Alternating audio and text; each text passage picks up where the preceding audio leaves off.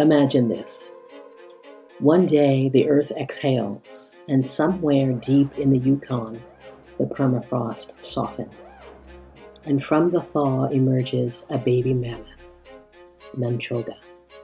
Her trunk still curled, her lashes dark, her body almost perfectly preserved, as if time itself had been holding its breath. For 35,000 years she waited, and then when it was time, now, she was among us again, cradled by the hands of the earth and a few careful others. Why now? Why her? I couldn't shake the feeling that she wasn't just found, she was returned, that the earth had chosen this moment to place her in our hands, not as a specimen, but as a storyteller, as if she had crossed time to remind us of something we'd forgotten, something our bones still remember, but our minds have misplaced. I'm T. Addison Brown, and this is The Waterhole, a place where the boundaries between past and present, human and other than human, begin to dissolve like a mist over a river at dawn. In the wild, waterholes are sacred. They're where the lion drinks beside the antelope, where the old matriarch leads her herd to the same muddy banks her ancestors knew. Here, thirst is the great equalizer. Survival, the shared prayer. And in that gathering, something older than memory stirs. A knowing, a remembering. On this podcast, we'll gather at the waterhole, where the air hums with the voices of the rhinos and their ancient kin, where the water carries the whispers of the first rains, where the earth herself leans in to listen. Here, the cosmos breathe through the trees. The stones murmur their slow, patient songs, and every being, seen and unseen, has a story to tell. We'll sit with poets, scientists, and artists who've spent lifetimes learning the language of these beings. And we'll let music, indigenous songs, animal calls, the pulse of the earth herself, carry us from the Pleistocene to today's migration corridors, from the memories of matriarchs to the secrets whispered in infrasound. Because some stories aren't meant to be heard with our ears, some truths are felt like the rumble of distant thunder. Manchoga, a baby who slept through the rise of the first cities, might just be showing us how to live now, with more wonder, more connection, more tenderness, for all the voices calling across time. The Waterhole is an 8-part limited series from Emerging World Project, a constellation of dreamers, listeners, and story catchers. So pull up a seat.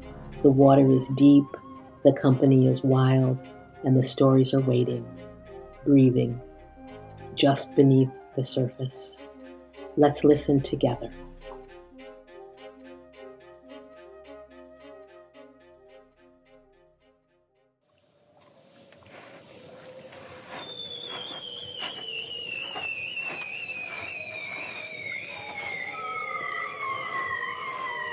Airavata, Ray's Discovery.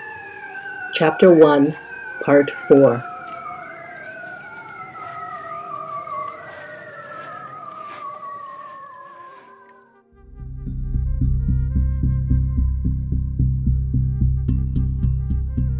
This is Ray Kowalski at Claim 47, he said.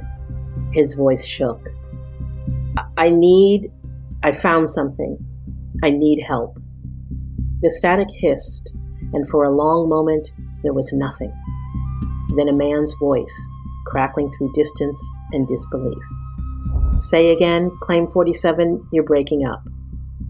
Ray's thumb was still on the button. He looked down at it, this small piece of plastic that connected him to the world he'd been hiding from. I found He stopped. How did you say it? How did you make someone believe all of this? I found a baby mammoth in the permafrost. She's alive. Silence. Longer this time. Ray could almost hear the person on the other end trying to decide if this was a joke, or if Ray had finally cracked from too much isolation. Ray, it's Martin. From the Geological Survey Office in Dawson. The voice was careful now, the tone people use with someone they think might be unwell. You said you found what? A baby woolly mammoth. Ray's voice was steadier now, even though his whole body was trembling. Held in the permafrost, hibernating maybe, still holding a heartbeat. And she's breathing, Martin. I know how that sounds. I know. But she's alive. Another pause. Ray could hear Martin breathing, could almost see him sitting at his desk in town, trying to figure out how to handle this. Ray, listen. It was a long winter, and a lot of guys working claims alone. They start to... I'm not hallucinating, Ray cut him off. The words came out sharper than he intended. I know what I'm looking at. I need someone from the university, a paleontologist, a veterinarian, someone who knows about mammoths, about elephants. I need help. There. He said it again. I need help. The words were getting easier, but only slightly. Okay, Martin said slowly. Okay, Ray. Let's say you found something. Can you describe it? Maybe take a picture? Ray looked down. His phone was in the truck. But even if he had it, even if he took a picture, would they believe it? A photo could be faked, explained away. And something in him resisted the idea of reducing Nanchoga to evidence, to proof. She's small, Ray said instead. Maybe 3 feet tall, golden red fur. She has a trunk, Martin, ears. She's moving around, learning to walk. Her eyes are... His voice got caught in his throat. She's real. She's here. And I don't know what to do. Airavata was watching him. Ray could feel the elephant's gaze. Nanchoga had wandered a few feet away, poking at the green shoots pushing up from the ground. I'm going to make some calls, Martin said finally. It'll take a few hours to get anyone out there, maybe longer if they think. Just sit tight, okay? Keep her safe. Don't let her wander off. Don't let her wander off. The words landed in Ray's chest like a dart in a corkboard. Yeah, he heard himself say. Okay. He released the button. The static cut out, leaving only the sound of Airavata's slow breathing. He doesn't believe you, Airavata said quietly. Not yet, Ray agreed, but he will. I got this. Surprised at giving himself a little pep talk. But Nanchoga seemed to have some sense of urgency now, walking with small, deliberate steps away from him and toward the open land. No, Ray said. He moved without thinking, stepping toward her. No, you can't. You'll... Airavata's trunk blocked his path, gently but firmly. Ray stopped. His heart was pounding. Every instinct screamed at him to go after her, to scoop her up, to keep her safe. He just learned to love her. How could he let her go? But he made himself stand still. He watched her small feet finding steadiness on the clay and gravel. She moved like she knew where she was going, like she remembered something. The sun caught her fur, and she glowed, golden red and alive, and utterly herself. She stopped at the edge of where the permafrost exposure gave way to tundra, turned her head slightly, as if listening. Then she looked back at Ray. Her eyes held his, and Ray felt it. A knowing passed between them, like breath. She was teaching him something. She was not afraid. Airavata was silent for a moment. His rumblings held all the tenderness of a hummingbird against the sky. She knows death is not an ending, but a continuation. Ray's eyes softened. I love her.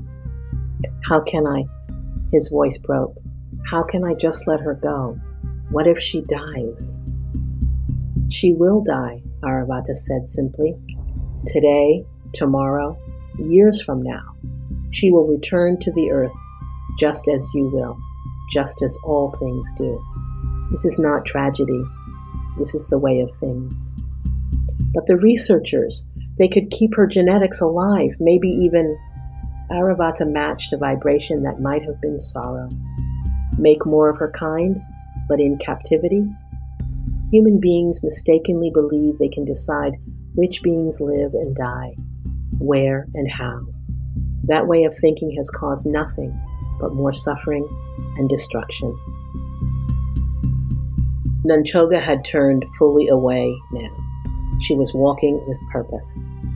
When the researchers come, Airavata said, they will want to take her, put her in a facility, study her.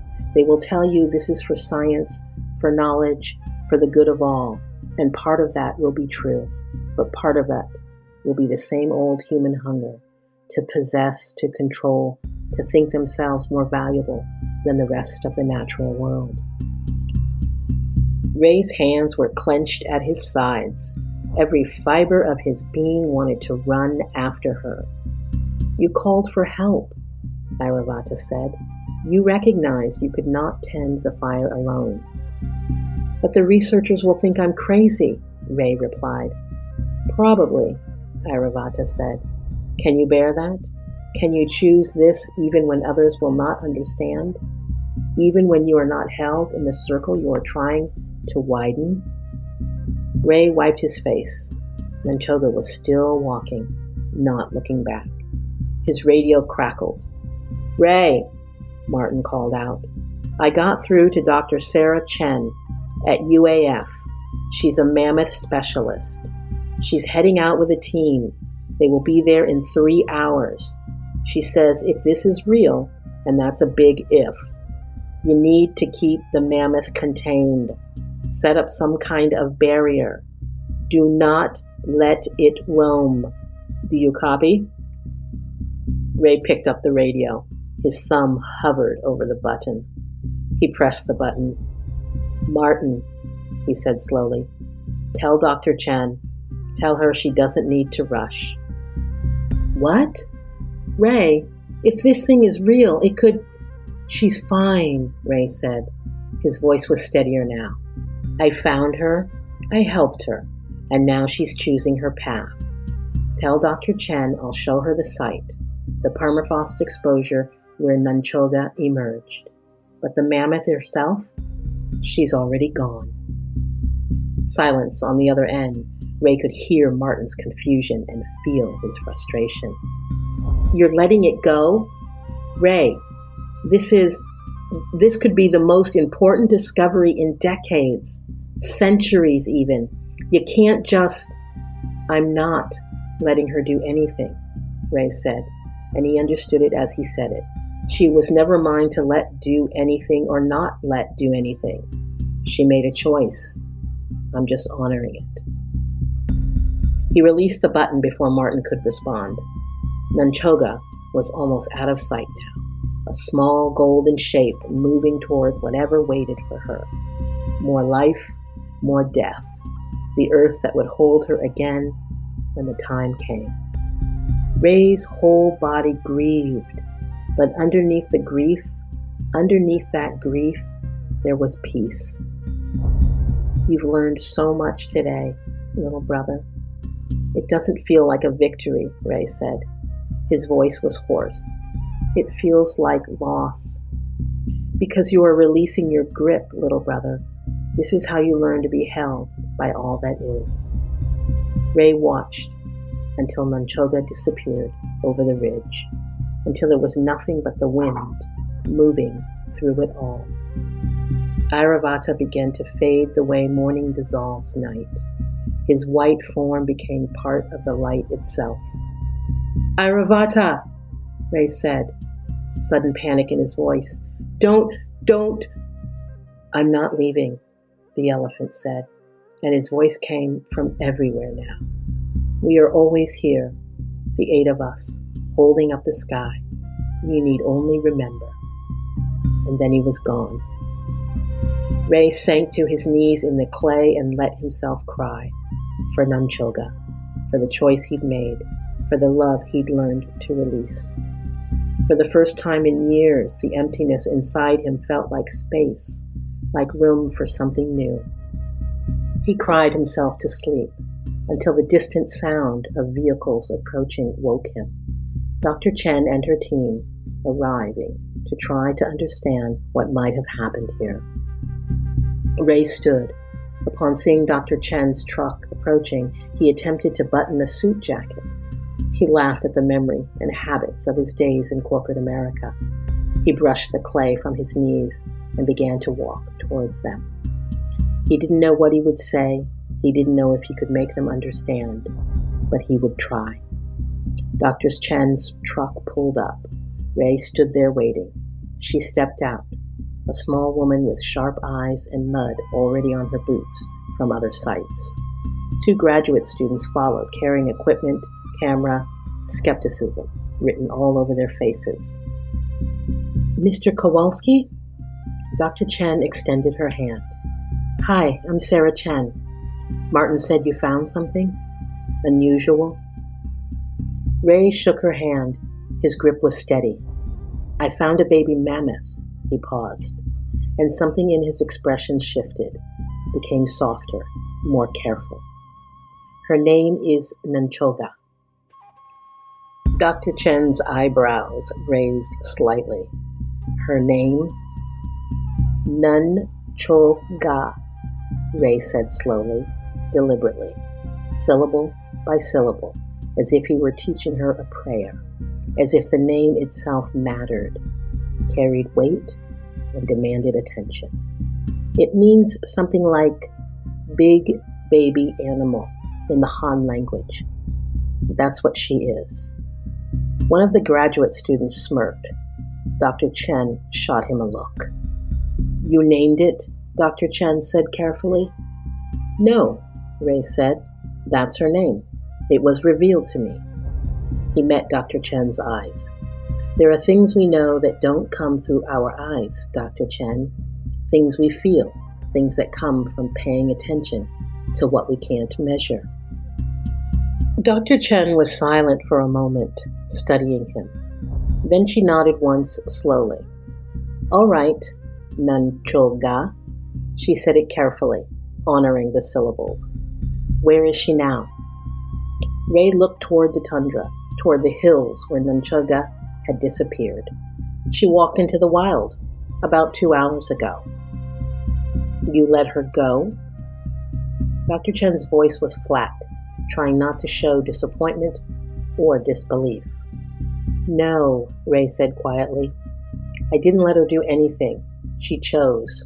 I just didn't stop her." Dr. Chen was silent for a moment. Then, "Mr. Kowalski, if a living mammoth was here and you allowed it to wander off—" "She wasn't lost," Ray interrupted, and his voice was gentle but firm. "She knew exactly where she was going. She'd been held by the earth.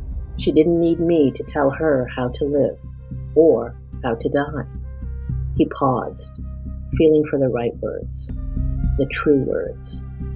"I discovered something today," he said. "What it means to care for something. It means honoring what it is, even when that breaks your heart." Dr. Chen studied his face. "You understand what you're telling me sounds ludicrous?" Ray finished. "I know, but the sight is real, the evidence is there. Come see for yourself. Maybe you'll find something I missed. Maybe you'll understand it better than I do. That's why I called you, not to capture her, to help me understand, to tend this together." His eyes met hers. "I was once alone for a long time. I thought that's what I wanted. But I learned today that nothing survives alone. Not fire, not mammoths, not people. So I'm asking, will you help me figure out what it means together? Dr. Chen looked at him for a long moment. Then she looked at her graduate students, at the permafrost exposure, at the tundra stretching away in the horizon. Show me, she said finally, and Ray led them to the site, to the place where Nanchoga had emerged, to the evidence, strands of golden red fur caught in the clay, the impression of feet in the softened permafrost, the green shoots growing where nothing should grow. He told them what he could. He didn't mention Airavata. That teaching was his alone, sacred, not meant for skeptical graduate students with their cameras and their measurements. But he told them about Nanchoga, about her eyes, about the choice she'd made. Dr. Chen listened. She examined the site with careful hands. She collected samples, took photographs, asked questions that Ray sometimes couldn't answer. As the sun moved lower in the sky, though it would not set, not this far north, Dr. Chen stood and revealed a slight smile. It was youthful and filled with wonder. I don't know what happened here, she said finally, but something did. Something extraordinary. Ray nodded. We need to study this site more, Dr. Chen continued. Run tests, try to understand. But Mr. Kowalski? Ray? She paused. Thank you. Thank you for calling us, for not keeping this to yourself. I couldn't, Ray said simply. The Ashtadigajas are holding us. Dr. Chen tilted her head, not understanding but not dismissing either. Will you come back? Ray asked. To study the site? To help me understand? Yes, we will, Dr. Chen said. If you'll have us. I will, Ray said, and he meant it. As Dr. Chen and her team packed up their equipment and prepared to leave, one of the graduate students approached Ray, the one who had smirked earlier. His expression was different now, uncertain, almost humble. Mr. Kowalski, he said, I just wanted to say, I'm sorry for not taking this seriously at first, for thinking you were, well, crazy, Ray offered, not unkindly. The young man lowered his head. Yeah, but there's something here. I don't know what, but there is something here. Ray smiled. It felt strange on his face. He hadn't smiled this much in the past few years, but it felt good. There's always something, he said. We have to pay attention more. The graduate student nodded slowly. Then he extended his hand. Ray shook it. As the trucks drove away, leaving Ray alone at his claim, he felt his heart was open, with space to receive. He lay down on his back right there on the road.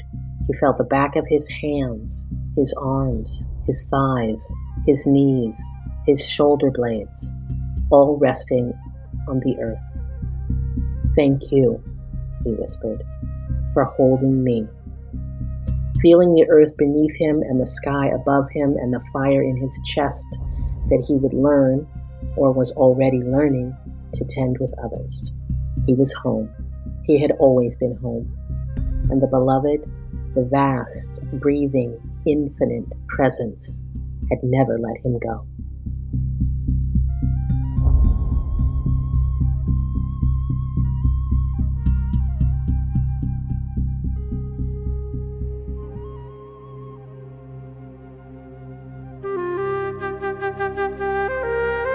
Underneath this grief, there is peace. This is how we learn to be held by all that is.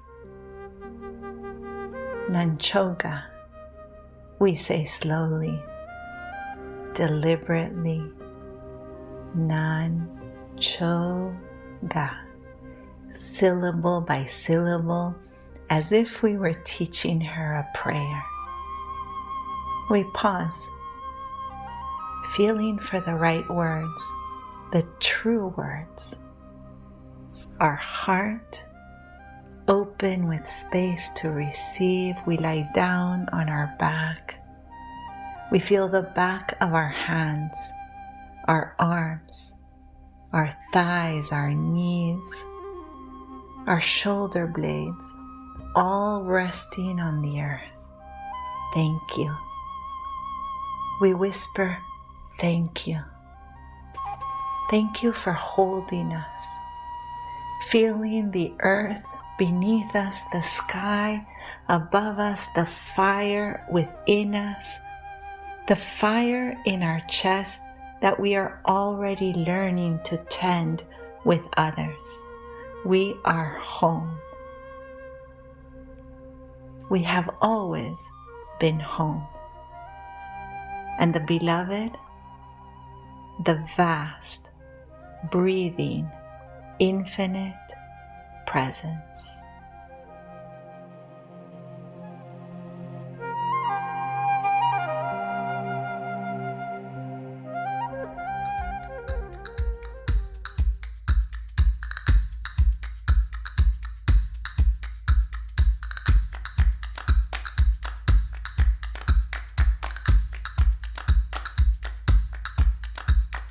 Thanks for being at the Waterhole. I'm Mark Adair Rios with Emerging World Project. If this story moves something in you, bring a friend next time. There's always room. Find us at emergingworldproject.org.